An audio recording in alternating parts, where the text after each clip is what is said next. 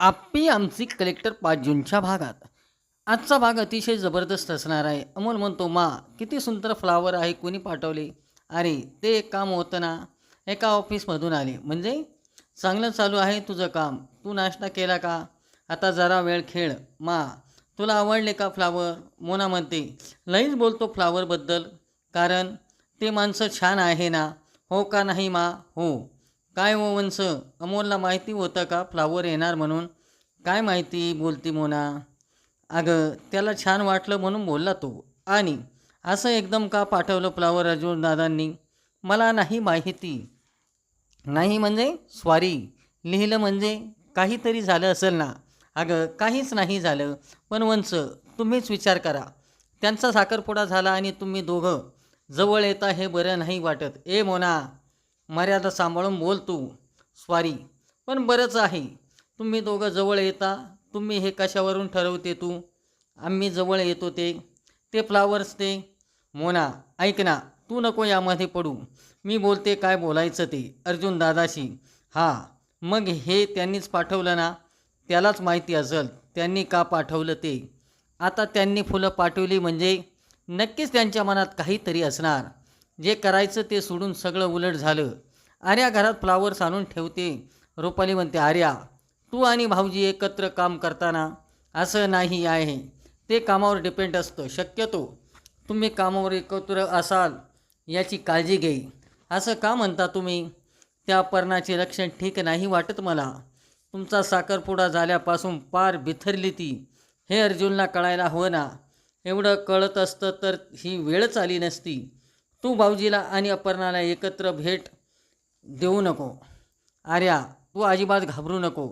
तुझा आता अर्जुनवर पूर्ण हक्क आहे. अगं भाऊजीला फक्त प्रेमाची भूक आहे. मी पण तेच करते ना. आर्या सगळ्याच गोष्टी मी तुला सांगत नाही बसणार. आता मी जे सांगते त्यावर लक्ष दे. तू आजूबाजूला असली ना, भाऊजीच्या डोक्यात काहीच नाही आलं पाहिजे. कळलं? कळतंय मला तुम्हाला काय म्हणायचं ते. हे बघ, तू घाबरू नको.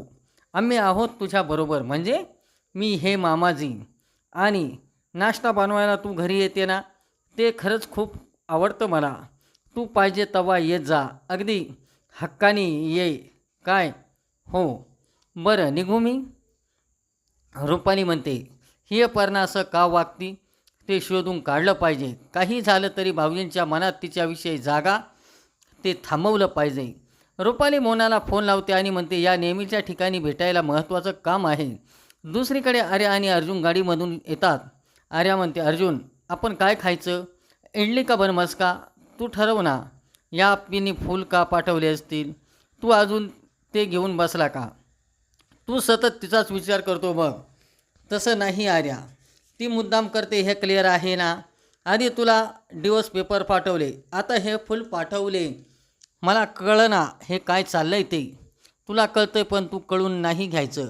मी तिला स्पष्टपणे सांगितलं माझा मार्ग वेगळा तुझा मार्ग वेगळा. तरी तिला कळत नाही.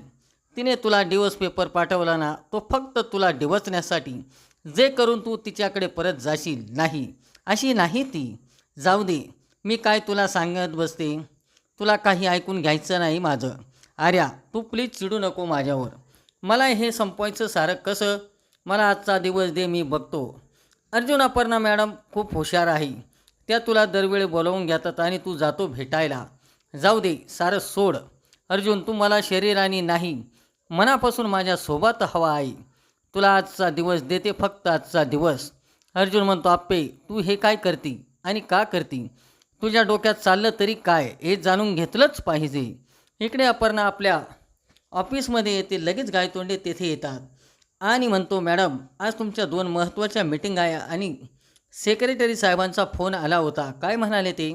ड्रग्जची जी कार्यवाही चालली ती उत्तम चालली म्हणे. एकंदरीत आळा बसला. अर्जुन सरांनी कारवाई केली. त्यांनी उत्तम कामगिरी केली. काय झालं मॅडम? काय विचार करताय तुम्ही? गायतोंडे, काल अर्जुन आणि मी एका ठिकाणी अडकले होते. काय सांगता मॅडम? अपर्णा गायतोंड्याला सारस सांगते. आणि आज त्याने बुके पाठवला, ते पण घरी पाठवला आणि सॉरी म्हणाला. गायतोंडे म्हणतात, सर सॉरी बोलले? ऐकून बरं वाटलं. गायतोंडे, मला कळत नाही काही. काल म्हणाला, आपल्या दोघांच्या वाटा वेगळ्या आणि आज असा बुके पाठवला. मॅडम, तुम्ही एकदा त्यांच्याशी बोला. गायतोंडे, मला आता त्याला भेटूशी नाही वाटत.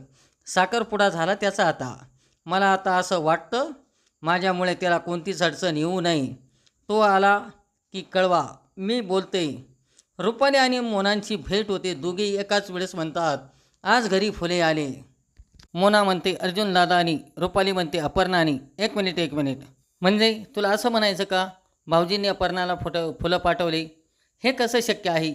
भाऊजींनी नाही फुलं पाठवली अपर्णाला आणि अपर्णा वंशांनी नाही पाठवली हे मला माहिती आहे. म्हणजे त्या दोघांना एकमेकाच्या नावाखाली भलत्यांनीच फुलं पाठवली. तो कोण? म्हणजे त्यांना कोणीतरी एकत्र आणण्याचा प्रयत्न करतं. कोण ते तर शोधायचं आहे आपल्याला. ताई, तुमच्या घरचं कोणी? आमच्या घरचे सर्वच जण विरोधात आहे. ते तर चिंचुके भाऊजीसुद्धा. पण आमच्या घरी सर्वांना वाटतं यांना बाप्पूला.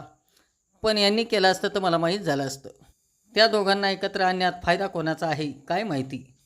काही झालं तरी ते दोघं एकत्र आले नाही पाहिजे, नाहीतर माझ्या सगळ्या अपेक्षावर पाणी.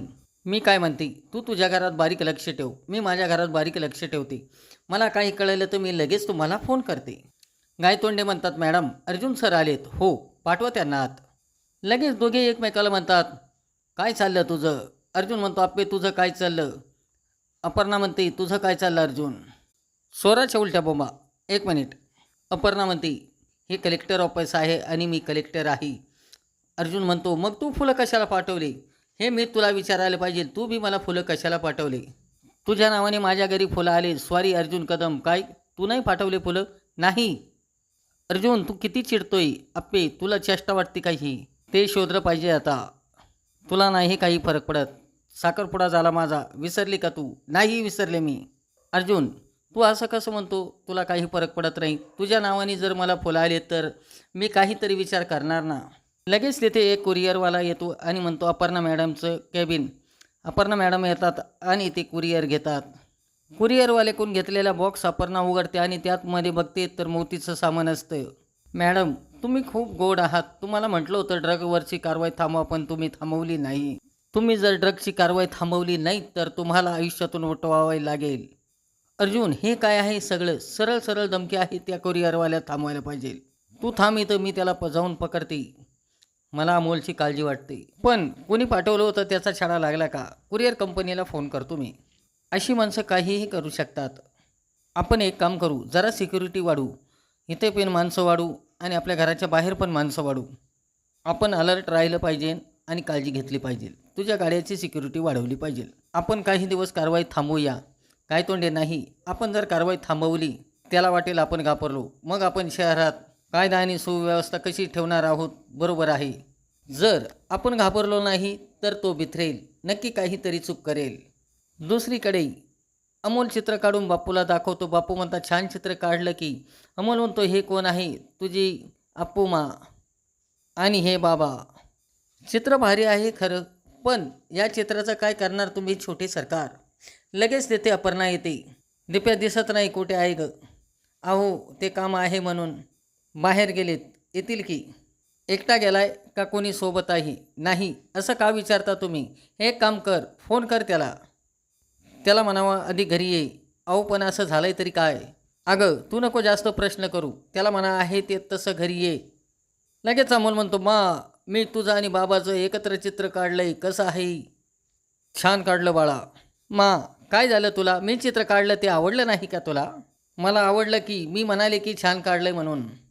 आजचा भाग कसा वाटला ते लाईक करा, शेअर करा आणि आमच्या चॅनलला सबस्क्राईब करा.